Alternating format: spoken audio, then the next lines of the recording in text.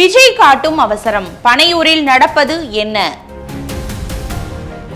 பாஜக தலைமையிலான தேசிய ஜனநாயக கூட்டணிக்கு தாவேகாவை இழுக்கும் முயற்சி தீவிரமாக நடந்து வருவதாக தகவல் வெளியாகி இருக்கும் சூழலில் விருப்ப மனு அளித்த 60 பேருடன் தாவேகா தலைவர் விஜய் திடீரென கலந்துரையாடல் நடத்த இருப்பது பரபரப்பை ஏற்படுத்தியுள்ளது. தமிழகத்தில் சட்டப்பேரவை தேர்தல் களம் தற்போதே சூடுபிடிக்க தொடங்கியுள்ளது.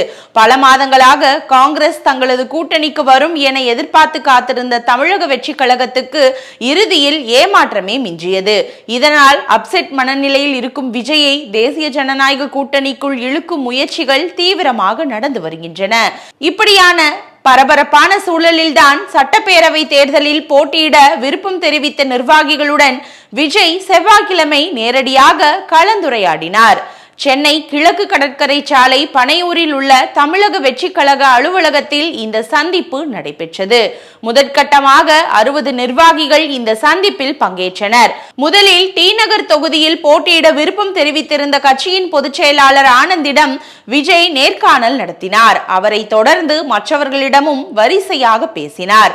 அப்போது விஜய், மக்களுக்கு நல்லது செய்ய வேண்டும் என்பதுதான் நமது நோக்கமாக இருக்க வேண்டும். இந்த பாதையில் நமக்கு நிறைய தடைகள், சவால்கள் வரலாம். அதையெல்லாம் முன்கூட்டியே தெரிந்துதான் நான் களத்திற்கு வந்துள்ளேன். நிச்சயம் நாம் வெற்றி பெற்று மக்களுக்கு நல்லது செய்ய வேண்டும் என்ற கொள்கையில் வெல்வோம் என்று உற்சாகப்படுத்தியதாக கூறப்படுகிறது. நேர்காணல் முடிந்ததும் அவர்கள் ஒவ்வொருவருடனும் கை குலுக்கி வழி அனுப்பி வைத்தார்.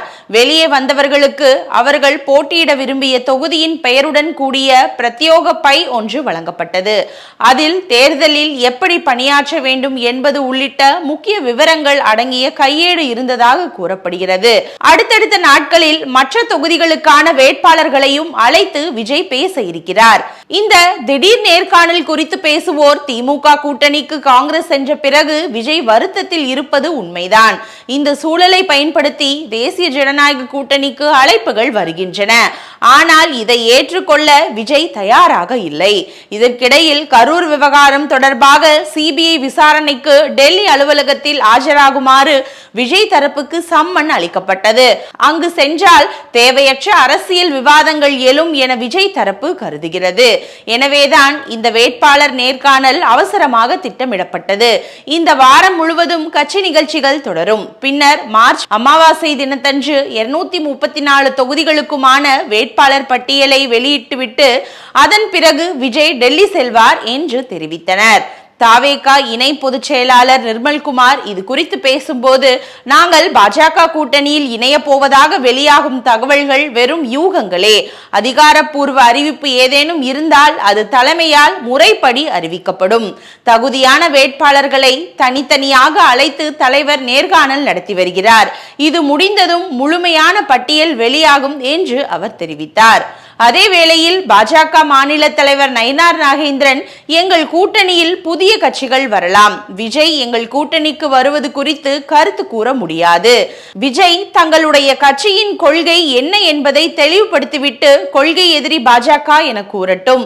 வெறும் கொள்கை என்கின்ற வார்த்தையை மட்டும் கூறுவதால் அதற்கு அர்த்தம் தெரியவில்லை என்று அவர் தெரிவித்தார். இதனிடையே பாஜக முன்னாள் மாநில தலைவர் அண்ணாமலை பேசும்போது, மாநில தலைவர் நயினார் நாகேந்திரன் கூறியது போல விஜய் கட்சியுடன் அதிகாரப்பூர்வ பேச்சுவார்த்தை எதுவும் இல்லை. என்னை பொறுத்தவரை டீயும் காப்பியும் ஒன்றாக கலக்காது. ஏனென்றால் சித்தாந்தங்கள் வேறானவை. தற்போதுள்ள தேசிய ஜனநாயக கூட்டணி வலிமையாக உள்ளது என முடித்துக் கொண்டார்.